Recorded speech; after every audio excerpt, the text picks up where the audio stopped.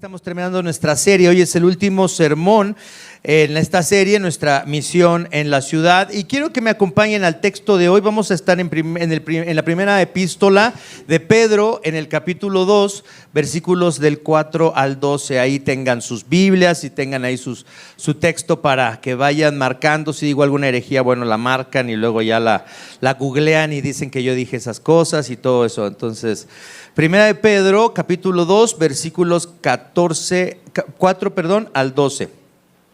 4 al 12. Y dice esta palabra del Señor así: ahora ustedes se acercan a Cristo, quien es la piedra viva principal del templo de Dios. La gente lo rechazó, pero Dios lo eligió para darle gran honra. Y ustedes son las piedras vivas con las cuales Dios edifica su templo espiritual. Además son sacerdotes santos. Por la mediación de Jesucristo, ustedes ofrecen sacrificios espirituales que agradan a Dios, como dicen las Escrituras. Pongo en Jerusalén una piedra principal, elegida para gran honra, y todo el que confíe en Él jamás será avergonzado. Así es, ustedes, los que confían en Él, reconocen la honra que Dios le ha dado. Pero para aquellos que lo rechazan, la piedra que los constructores rechazaron, ahora se ha convertido en la piedra principal. Además, Él es la piedra que hace tropezar a muchos, la roca que los hace caer. Tropiezan porque no obedecen la palabra de Dios y por eso se enfrentan con el destino que les fue preparado. Pero ustedes no son así, porque son un pueblo elegido, son sacerdotes del Rey, una nación santa, posesión exclusiva de Dios. Por eso pueden mostrar a otros la bondad de Dios, pues Él los ha llamado a salir de la oscuridad y entrar en su luz maravillosa. Antes no tenían identidad como pueblo, pero ahora son pueblo de Dios. Antes no recibieron misericordia, pero ahora han recibido la misericordia de Dios. Queridos amigos, ya que son extranjeros y residentes temporales, les advierto que se alejen de los deseos mundanos que luchan contra el alma. Procuren llevar una vida ejemplar entre sus vecinos no creyentes. Así, por más que ellos los acusen de actuar mal, verán que ustedes tienen una conducta honorable y le darán honra a Dios cuando Él juzgue al mundo. Esta es la palabra del Señor en la que vamos a meditar hoy. Y quiero que pensemos en tres cosas. El título del sermón es: ¿cómo podemos cumplir nuestra misión en la ciudad? ¿Cómo podemos cumplir nuestra misión en la ciudad? Número 1, confiando en Cristo. Número 2,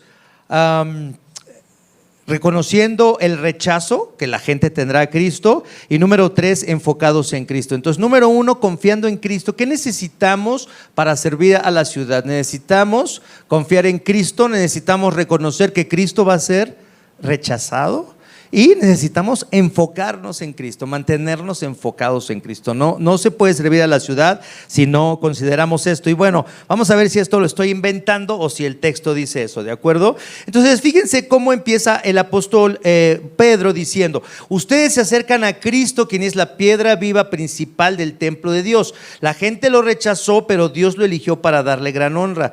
Ustedes son las piedras vivas con las cuales Dios edifica, ¿qué? Su templo espiritual. Además son sacerdotes santos. Entonces hay algo muy interesante. Dice el apóstol Pedro a sus oyentes, les recuerda algo muy importante. Primeramente, ¿quiénes son sus oyentes?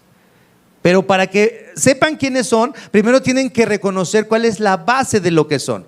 La base de lo que son es que Cristo es la piedra angular que fue rechazada, la piedra sobre la cual se edifica un edificio. Ahora no sé cómo sean las técnicas para construir, pero antes los edificios tenían una piedra angular. ¿Qué es la piedra angular? Una piedra que tenía que estar tallada tan perfectamente para que el edificio no se fuera desviando. Entonces tenía que estar esa piedra angular dando el ángulo sobre el cual se edificaría todo un edificio.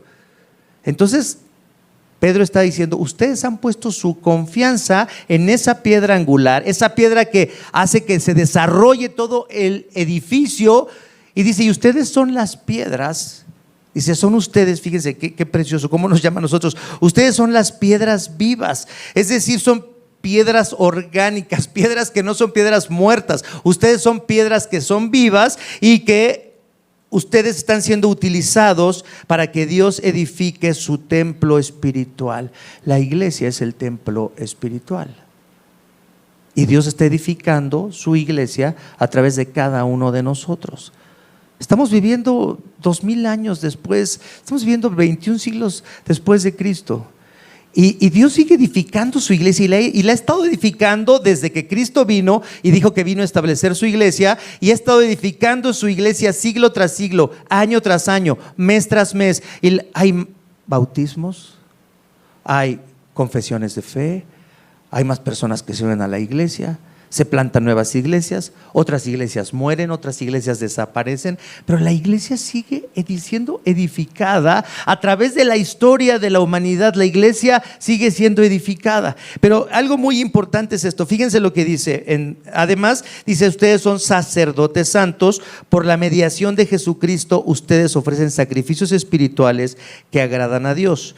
Como dicen las escrituras, y ahí cita Pedro a Isaías: pongo en Jerusalén una piedra principal elegida para gran honra, y todo el que confíe en él jamás será avergonzado. Entonces el apóstol Pedro está diciendo: Isaías hace más de 700 años, o casi 700 años antes, estaba diciendo que iba a haber una piedra en la cual se tenía que poner la confianza. ¿Dónde está tu confianza? Realmente nuestra confianza está puesta en Jesús, en su vida, en su muerte, en su resurrección.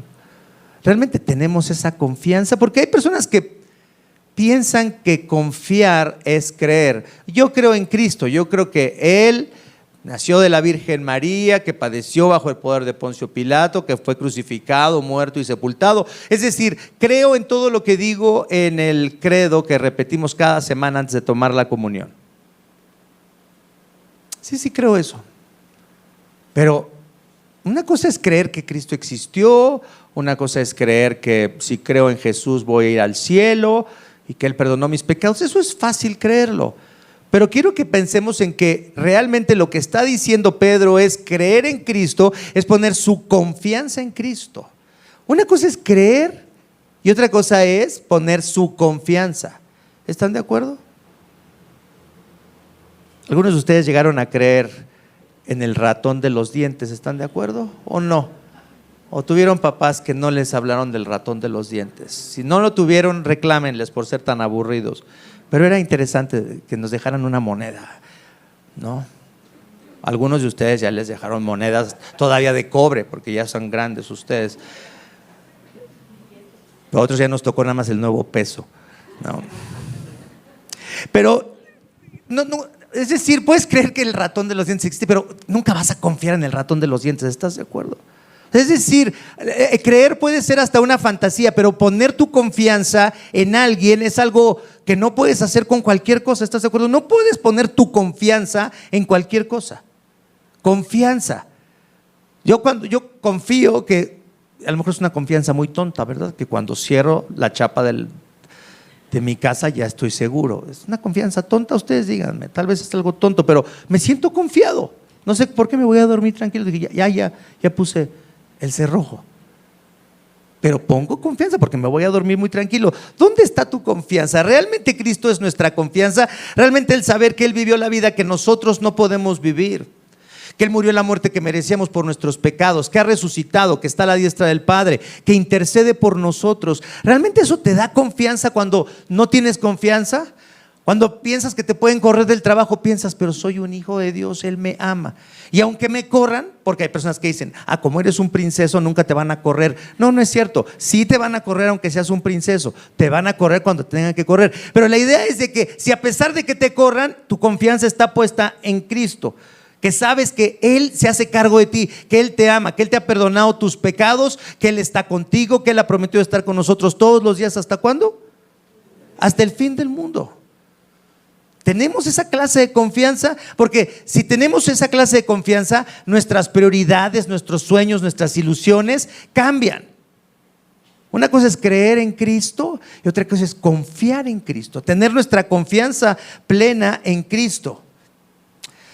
Muchos cristianos afirman confiar en Cristo, pero sus identidades están, no sé, en su labor profesional. Soy un médico, ¿no? Nunca han tratado de competir con un estudiante de medicina.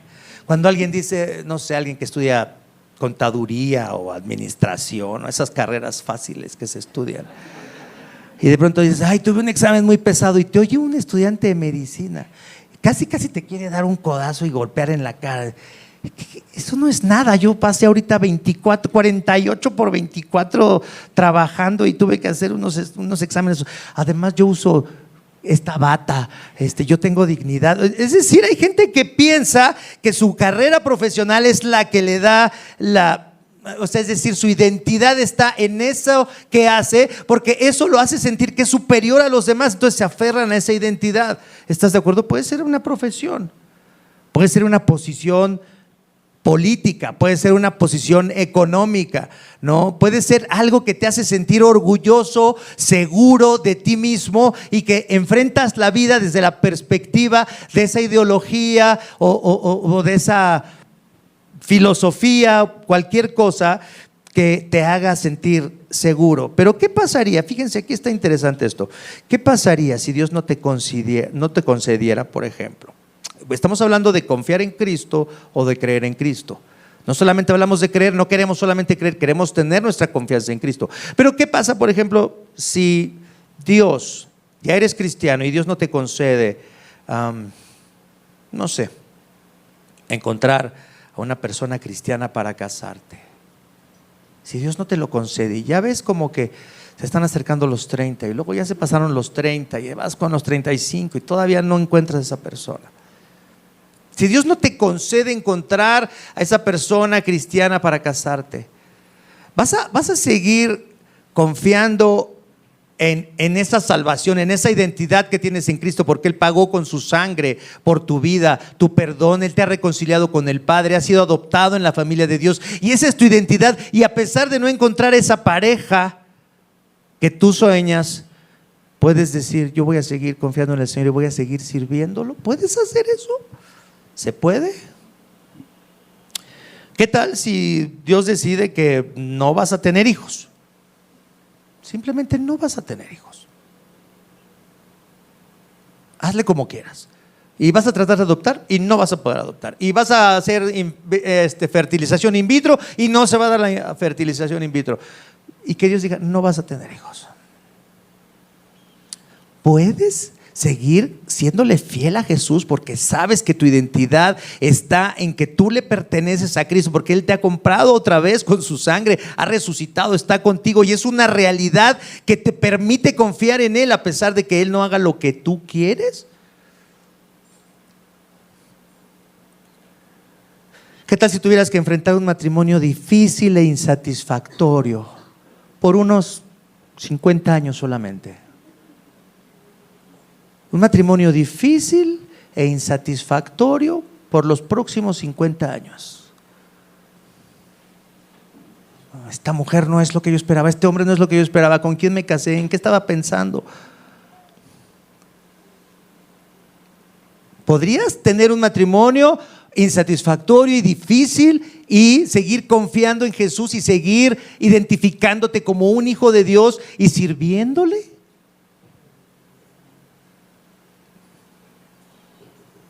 ¿Qué tal si Dios te da una situación profesional o económica difícil, que siempre estás en problemas económicos y dices, tengo 30 años con esta situación difícil económica o este trabajo difícil? O simplemente una vida con una salud frágil donde digas, siempre voy a experimentar dolor hasta que me muera, voy a tener que estar tomando esto, me siento mal constantemente, tengo dolores de cabeza, migrañas, nadie sabe qué tengo. Y cuando nadie sabe qué tienes, ¿qué es lo que los doctores deben decir que tienes? ¿Cuál es la enfermedad de moda? Sí, pero cuando dice, ay, es que tengo mucho dolor. Exacto, fibromialgia, que no la puedo nunca pronunciar bien. Pero eso es lo que los doctores dicen cuando no pueden saber por qué tienes dolor. Y, ya, te voy a dar un diagnóstico, fibromialgia. Y entonces ya te sientes bien y ya te dan algunas cosas. Te dan un cóctel de antidepresivos y vitamina D y cosas que a lo mejor no tienen relación, pero ya te dan algo, ¿no? Pero, ¿qué pasaría si toda la vida tienes que vivir con una enfermedad no diagnosticada? Lo que quiero que pensemos hoy. Es que lo que está diciendo el apóstol Pedro a sus discípulos, al identificarlos con la piedra angular, con esa piedra en la que ellos han puesto su confianza, y que nosotros pensemos, realmente yo tengo esa confianza, porque no podemos servir a Cristo en la ciudad y no podemos servir a Cristo en ninguna parte si no tenemos esa confianza, esa identidad en Cristo, que a pesar de las circunstancias difíciles, no hemos rechazado esa confianza en Él. Hemos decidido confiar en Él, aunque Él no haga lo que nosotros queremos que haga. El apóstol Pablo tiene ese ejemplo cuando él dice: 3 veces le he pedido a Dios que me quite este aguijón en la carne, no sabemos qué era, y el Señor dice: bástate, ¿qué? Mi gracia, porque cuando yo soy débil, Él es fuerte. Hoy estamos hablando entonces de servir a esta ciudad, de cumplir con la misión que Dios nos ha dado, de orar por la ciudad y trabajar por su paz. Pero si no confiamos en Cristo, fíjense lo que dice además Pedro a sus oyentes: ustedes son sacerdotes santos, por la mediación de Jesucristo ustedes ofrecen sacrificios espirituales que agradan a Dios. ¿Cuáles son esos sacrificios espirituales que agradan a Dios? ¿Cuáles son? Ustedes son sacerdotes. ¿Qué quiere decir que somos sacerdotes? ¿Cuál es el trabajo de un sacerdote? ¿Cuál es el trabajo de un sacerdote? Estar entre quién, entre Dios y el pueblo. Es el intermediario, el sacerdote es el que ministra en nombre de Dios a la gente. Entonces, eso es algo muy importante. ¿Cuáles son? En primer lugar, Dios les dice: ustedes ahora que confían en esta piedra angular, que han puesto su fe en Cristo, ahora ustedes son sacerdotes, representan a Dios delante de los que no lo conocen, y además ustedes presentan sacrificios espirituales. Esos sacrificios espirituales no son otra cosa que nuestras buenas obras, lo que tú haces en beneficio de otros. Cuando oramos por la ciudad, estamos ofreciendo sacrificios espirituales.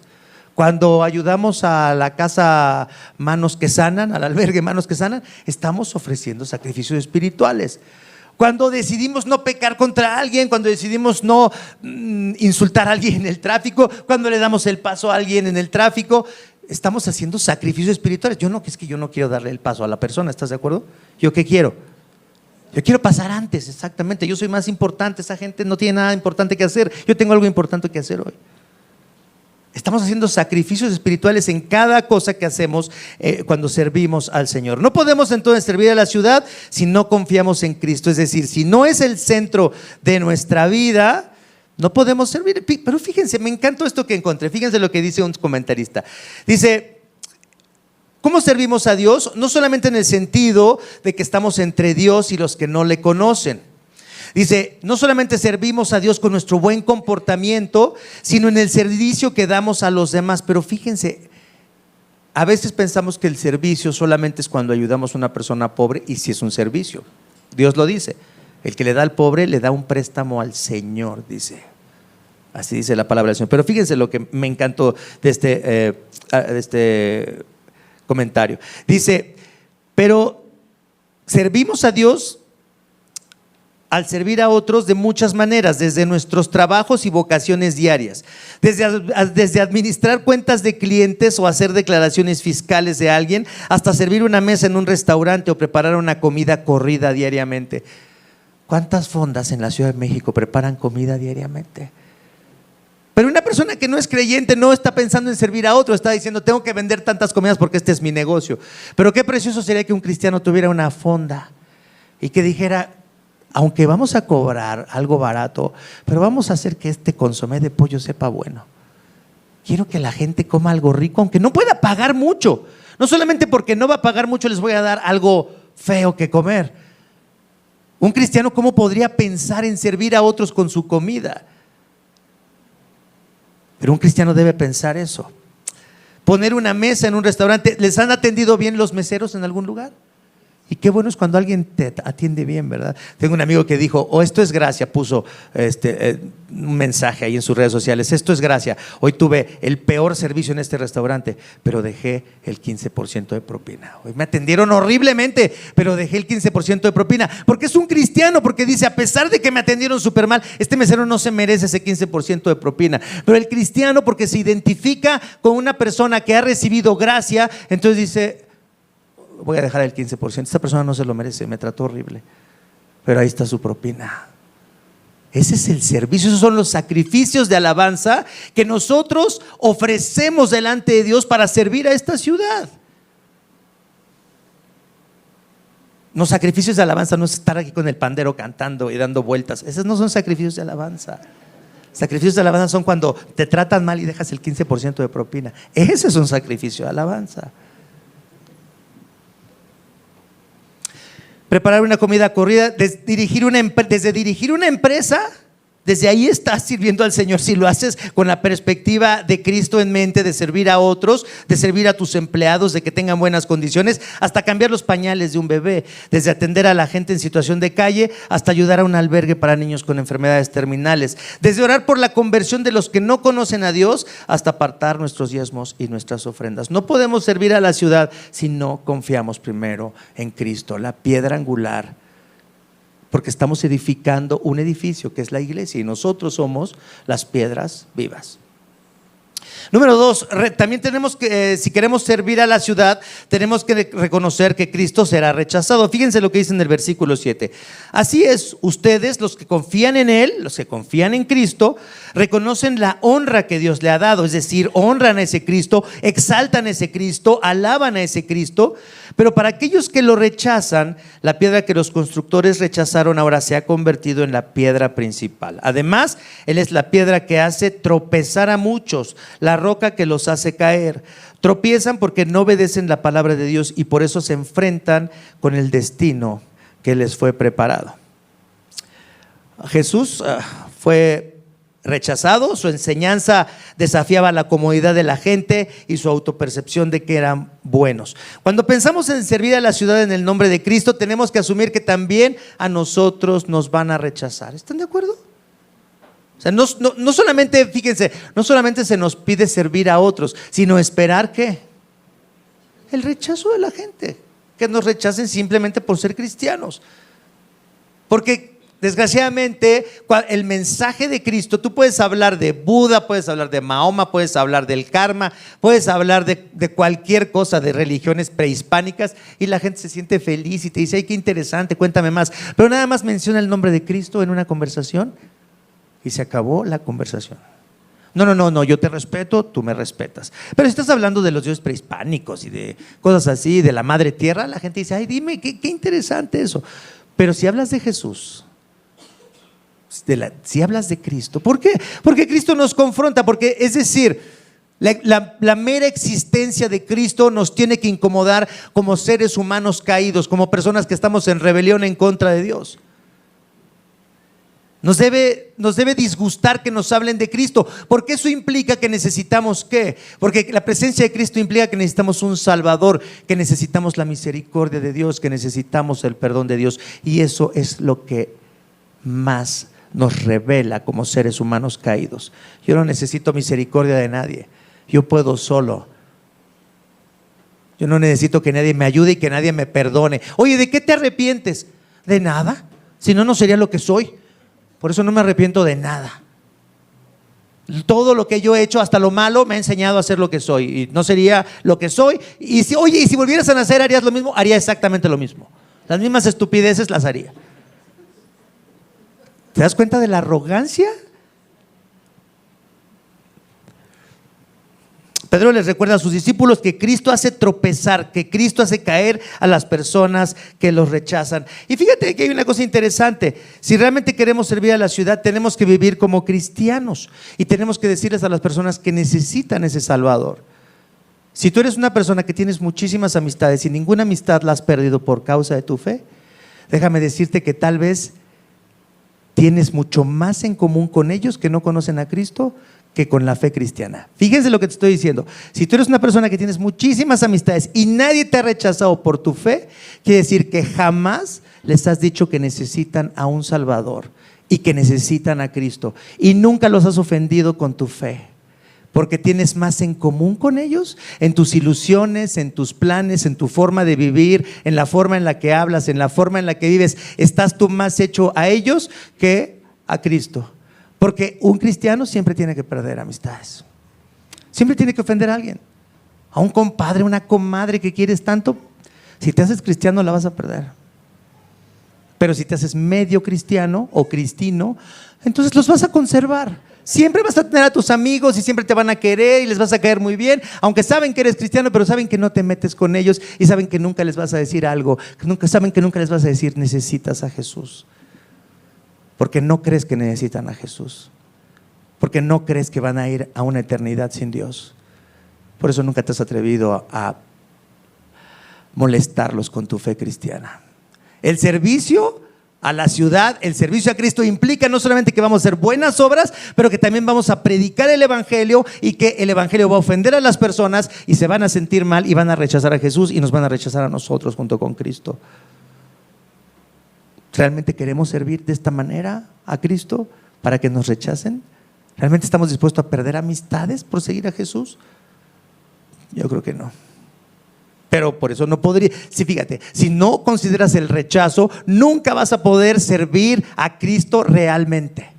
Vas a servirte a ti, vas a quedar bien tú, vas a hacer buenas obras, que la gente va a decir, ay, qué generoso es fulanito, qué generosa es sutanita, qué buenas personas son.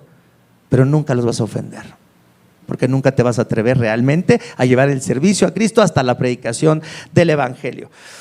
Fíjense, la fe cristiana nos da la opción, una opción que no nos da el mundo. Alguien puede decir, ¿de qué sirve esta predicación cristiana? Alguien no creyente que nos escuche decir, es que Cristo nos llama al arrepentimiento, Cristo nos llama a la reconciliación. Alguien no cristiano puede decir, yo no necesito eso, los cristianos solamente creen cosas inútiles. Los cristianos siempre se llaman porque ¿quién necesita arrepentimiento y reconciliación? ¿Qué es eso del arrepentimiento? Pero en el fondo, los no creyentes también buscan eso en el fondo. Fíjense, piensen en esto. Esto es algo interesante que tenemos que pensar. Por ejemplo, las personas que piensan que no necesitan a Dios, pero quieren hacer de este un mundo mejor, que no son creyentes, que detestan el cristianismo, sin embargo, en el fondo sí están buscando la reconciliación y un mundo mejor. Piensen en estas frases: love is love. Es una frase que no suena mal, ¿no? Quieran a todo mundo, quiéranse. Ya no estén juzgando a la gente por lo que hace, acepten a todas las personas. El principio no es malo. Y la gente que no cree en Dios y que le choca la fe cristiana y que no quieren oír el evangelio dicen love is love. O cuando dicen que debemos aceptar a todas las personas independientemente de su raza, sexo, orientación sexual. En realidad lo que desean es bueno en el fondo, pero al rechazar el perdón de Dios y la verdad de su palabra no tiene ningún fundamento para construir una sociedad donde haya realmente perdón y reconciliación. Sus propuestas son arbitrarias, no llaman al arrepentimiento a nadie, bendicen a todos, y si las personas no piensan como ellos, en la iglesia tenemos la disciplina eclesiástica que puede llegar hasta la ¿qué? Excomunión. Pero las personas que piensan que ellos no tienen una religión y que aceptan a todo mundo, ¿qué tienen cuando alguien no piensa como ellos? Cuando alguien se rebela contra sus creencias woke o progresistas. La cancelación. No te disciplinamos aquí, pero te cancelamos. Aquí no disciplinamos a nadie, no somos esos fundamentalistas religiosos, solamente cancelamos a la gente. ¿Se dan cuenta? Aún los que dicen que rechazan el evangelio, que no necesitan a Dios, que odian a Dios y odian a los cristianos, a los que tratamos de servir, sin embargo quieren lo mismo que nosotros queremos, pero no tienen nada para sustentar su propuesta de un mundo mejor. No tienen nada. La fe cristiana entonces nos da la oportunidad de arrepentirnos y de ser perdonados y de establecer realmente algo más justo, sin discriminación y sin violencia, cuando reconocemos que Dios ama a todas las personas por igual y que son hechas a la imagen y semejanza de Dios. Nosotros tenemos un fundamento para amar a las personas que no merecen ser amados. Y podemos perdonar y podemos ayudar a las personas, pero siempre hay un llamado al arrepentimiento que a la gente no le gusta, ¿no? Miren, por ejemplo, lo que está pasando con Jordan Peterson en Canadá. ¿Saben quién es Jordan Peterson? Un psicólogo canadiense, profesor de Harvard, de la Universidad de Toronto, que habla en contra de esta cultura progresista de la autovictimización, de las feministas, marxistas y de los trans y todo eso. Eso es el discurso de Jordan Peterson. La gente se autovictimiza y eso hace que ellos se sientan con el derecho de condenar a todo el mundo. ¿Y saben qué le están pidiendo a Jordan Peterson para que pueda mantener su licencia de psicólogo en Canadá? Que tome un curso de reeducación. ¿Se acuerdan que habían campos de reeducación en la ex Unión Soviética, en China? Los nazis tenían campos donde la gente se reeducaba. Ahora la cultura progresista woke tiene sus, ya no campos de concentración, pero ahora hay una ley que te dice, si quieres seguir siendo parte de esta sociedad, te vamos a reeducar hasta que dejes de pensar eso que piensas. Qué interesante. No podemos servir a la ciudad si no creemos que vamos a enfrentarnos con este rechazo hacia la fe cristiana, hacia el evangelio. Fíjense qué precioso lo que dice San Juan 3, 19 al 20. San Juan 3, del 19 al 20, si lo pueden buscar o lo podemos proyectar. San Juan, capítulo 3, versículos 19 al 20, dice: y esta condenación, o sea, la gente ha sido condenada o es condenada, se basa en el siguiente hecho: la luz de Dios llegó al mundo, pero la gente amó más la oscuridad que la luz, porque sus acciones eran malvadas. Todos los que hacen el mal odian la luz, dice San Juan, y se niegan a acercarse a ella porque temen que sus pecados queden al descubierto. Entonces, número uno, no podemos servir a la ciudad si nuestra confianza no está puesta en Cristo. No podemos servir a la ciudad bien si no nos atrevemos a que nos rechacen cuando prediquemos el evangelio. No solamente hagamos buenas obras, pero cuando prediquemos el evangelio vamos a ser rechazados y nos van a perseguir. Eso es importante entenderlo. Y por último, tenemos que enfocarnos en el servicio a Cristo. Fíjense lo que dice el versículo 9 ahí de la primera epístola de Pedro. Dice: pero ustedes no son así, porque ustedes son un pueblo elegido. No son así como quienes, como aquellos que rechazan a Cristo. Dice: ustedes son sacerdotes del Rey, una nación santa, posesión exclusiva de Dios. Por eso pueden mostrar a otros la bondad de Dios. Fíjense qué precioso. Me gusta más esta versión, esta es la Nueva Traducción Viviente, más que la traducción de la Reina Valera. Fíjense lo que dice: porque ustedes son sacerdotes del Rey, nación santa, posesión exclusiva de Dios, y por eso pueden mostrar a otros la bondad de Dios. En la versión Reina Valera dice: ustedes pueden mostrar las maravillas de aquel que los llamó de las tinieblas a su luz admirable. Pero me gusta mucho cómo dice: ustedes pueden mostrar a otros la bondad de Dios, pues Él los ha llamado a salir de la oscuridad y entrar en su luz maravillosa. Cuando tú y yo servimos esta ciudad, cuando tú y yo damos tiempo o nuestros recursos para servir esta ciudad, estamos mostrándole a la gente el amor de Dios. Fíjense, aunque no se conviertan, aunque nunca vengan a la iglesia. No estamos llamados solamente a servir a la gente que nos rodea si se convierten, si viera nuestra iglesia. La gente sabe que entonces solamente son proyectos evangelísticos para la iglesia. Y eso la gente sabe que solamente son un proyecto para nosotros, pero que no nos importan. Pero si los servimos aunque no se conviertan, si los servimos aunque nos rechacen, ¿qué testimonio estamos dando? Cómo la luz está brillando, lo que nos decía Rafa hace unas semanas, cómo la luz de Dios está brillando sobre esta ciudad y cómo estamos siendo sal de la tierra. Aunque la gente nos rechace, aunque la gente no se convierta, aunque la gente no venga a la iglesia, no debemos dejar de qué como cristianos, de servirlos, de orar por ellos, de amarlos, de abrir las puertas de nuestra casa a esas personas extrañas, incómodas, a esas personas que tal vez con las que no tenemos mucho en común, pero aceptarlas, invitarlas a nuestras vidas. Pedro explica la base de la motivación cristiana para servir a otros en el versículo 10. Fíjense cuál es la base para servir a otros de acuerdo a la fe cristiana. Antes ustedes no tenían identidad como pueblo, pero ahora son pueblo de Dios. Antes no recibieron misericordia, pero ahora han recibido la misericordia de Dios. En esta mañana yo te pregunto, ¿realmente has recibido la misericordia de Dios? ¿Realmente dices, Señor, gracias porque a pesar de lo que soy, gracias porque a pesar de mis pecados, de mis pensamientos, de mis deseos, de mi egoísmo, de mi maldad, de mi odio hacia ti, de mi odio hacia los demás, de cómo menosprecio a la gente que no piensa como yo, que no cree como yo, que no es como yo, a pesar de eso, tú me amas y me has mostrado misericordia? ¿Realmente podemos decir eso? ¿Realmente podemos hallar consuelo, fortaleza en eso? ¿Somos capaces de decir eso? Ustedes han recibido misericordia y ahora dice, ahora son pueblo de Dios. Y la misericordia de Dios, lo que Él ha hecho por nosotros, es lo que nos debe llevar a desear servir a otros.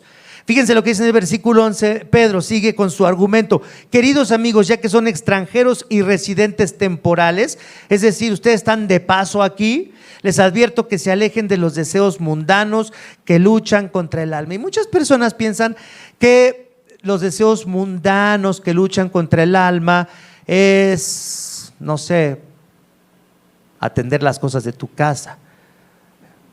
Si tienes una casa limpia, eso no es mundano. Si lavas la ropa, eso no es mundano. Si estudias y eres un buen estudiante, eso no es mundano.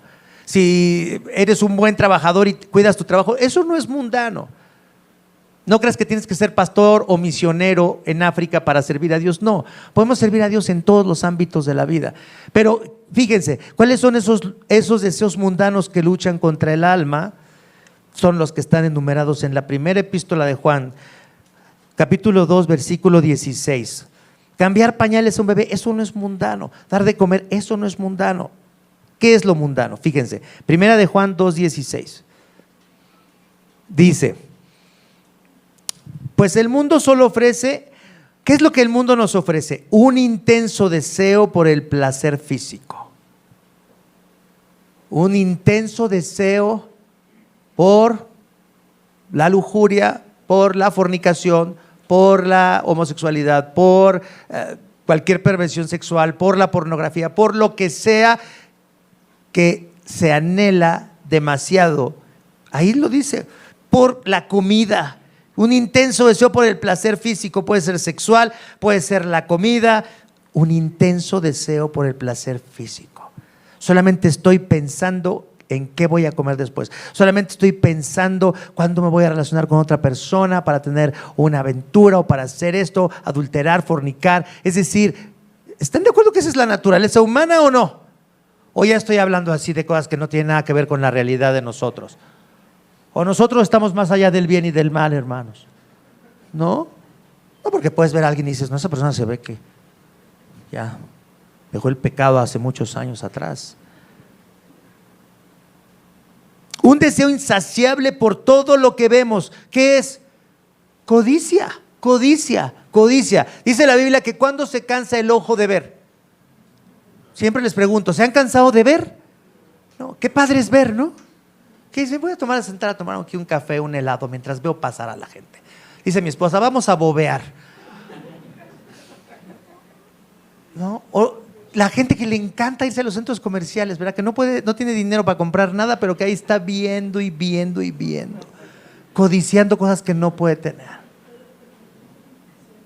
Y les encanta, o sea, martirizarse de esa forma, ¿no? Porque pues, no puedo comprar, pero ahí estoy 2 horas viendo cosas que no puedo comprar. Pero aquí lo dice, el mundo nos da un intenso deseo por el placer físico, es nuestra naturaleza mundana, un deseo insaciable por todo lo que vemos y el orgullo de nuestros logros y posesiones. Es decir, ¿quién puede presumir más de sus logros y sus posesiones? ¿No? Tuvimos la oportunidad de ir en un yate que cuesta como $2 millones, ¿no? Y la gente está diciendo, ay, que estos barcos, ¿de veras se les antoja tener un barco de $2 millones? La gente que tiene esos barcos, ¿sabes qué dice? Estamos fastidiados de este barco, nunca lo usamos. Dice, oye, ahí se está vendiendo ese barquito. Dice, ¿cuál? Dice, todos están vendiendo.